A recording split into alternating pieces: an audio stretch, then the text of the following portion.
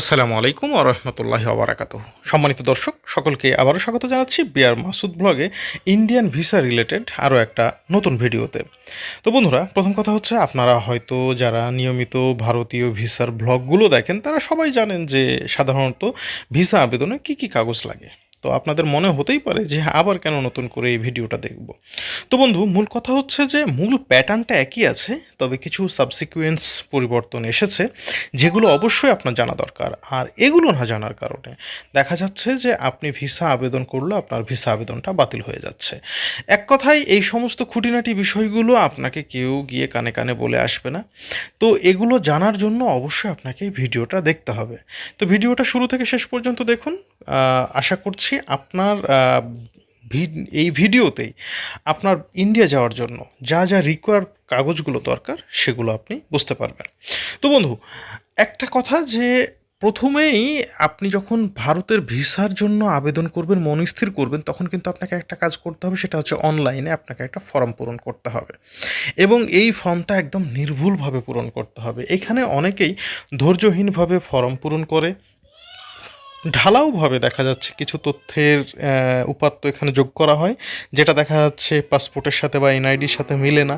আর এই সমস্ত কারণেই কিন্তু শেষ পর্যন্ত ভিসা হয় না। আবার এ ধরনের ত্রুটিপূর্ণ কোনো ফাইল আবার আপনি যদি চেঞ্জ করে থাকেন, নিজে নিজে যদি পরিবর্তন করেন, সেক্ষেত্রেও কিন্তু আপনার ভিসা আবেদনটা বাতিল হয়ে যাবে।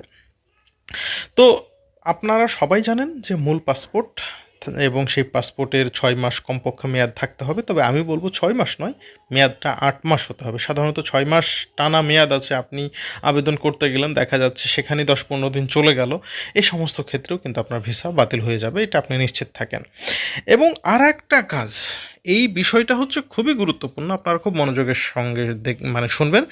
কথাটা হচ্ছে পুরনো পাসপোর্ট জমা এবং আপনার যদি এই মুহূর্তে কোনো লস্ট পাসপোর্ট যদি থাকে তাহলে সাধারণত এই মুহূর্তে ভিসা দিচ্ছে না ভারত। একেবারে সিরিয়াসলি জেনে নেন, আপনি লস্ট পাসপোর্টে ভিসা দেওয়ার সম্ভাবনা সর্বোচ্চ 10%।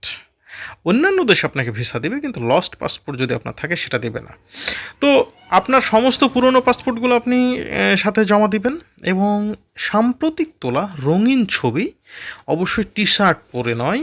যদি আপনি বোরকা পরে থাকেন, আপনি যদি নারী হন, তাহলে অবশ্যই মাথায় কাপড় থাকবে না, হ্যাঁ, হিজাব থাকবে না, আপনার কান দুটো স্পষ্ট দেখা যাবে, চোখে চশমা থাকবে না, ব্যাকগ্রাউন্ডটা হবে সাদা, ছবির সাইজ হবে 2x2। অবশ্যই মনে রাখবেন, সাদা ব্যাকগ্রাউন্ড এবং মুখ স্পষ্ট দেখাতে হবে, নাক কান চোখ স্পষ্ট যেন দেখা যায়, নারী পুরুষ যেই হন না কেন। এরপরে যে কাগজটি লাগবে সেটা হচ্ছে, আপনারা সবাই জানেন, জাতীয় পরিচয়পত্র। যদি জাতীয় পরিচয়পত্র না থাকে তাহলে অবশ্যই অনলাইনে আপনার যেটা ডিজিটাল জন্ম নিবন্ধন সেটা আপনাকে দিতে হবে। এরপরে হচ্ছে আপনার বর্তমান ঠিকানার প্রমাণপত্র।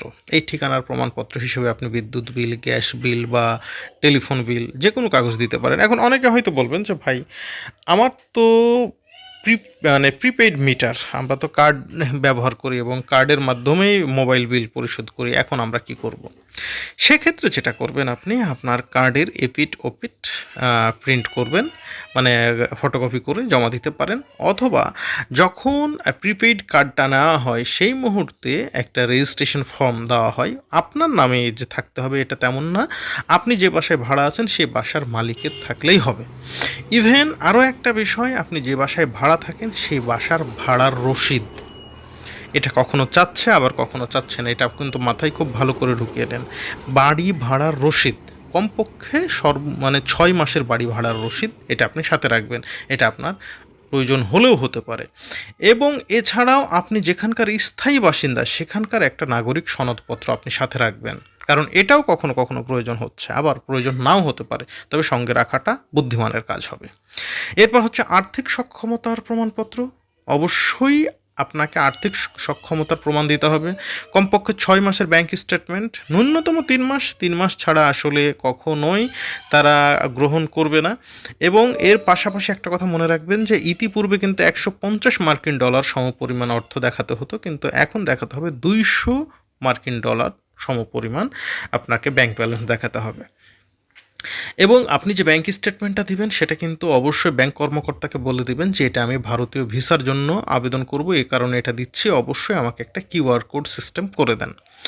আর যদি সেটা না হয় তাহলে আপনি অবশ্যই ডুয়াল কারেন্সি কার্ড নিয়ে যাবেন, অথবা আপনি ডলার এন্ডোর্স করে নিয়ে যাবেন। সর্বশেষ হচ্ছে আপনার পেশার প্রমাণপত্র। আপনি কি করেন না করেন, সরকারি চাকরি করলে সরকারি বিধি মোতাবেক আপনাকে অবশ্যই আবেদন করতে হবে এবং সেখানকার এমপ্লয়ি সার্টিফিকেট দিতে হবে, আপনার আইডি কার্ড, এবং আপনি যে যথাযথ কর্তৃপক্ষের মাধ্যমে অনুমতি সাপেক্ষে আপনি ভারত ভ্রমণ করছেন তার একটা প্রমাণপত্র। ছাত্রছাত্রী হলে স্কুলের বা কলেজের প্রধান শিক্ষক বা প্রিন্সিপালের একটা মানে সার্টিফিকেট লাগবে যে তিনি অনুমতি দিচ্ছেন। আর অবসরপ্রাপ্ত হলে আপনার অবসরের কাগজপত্র।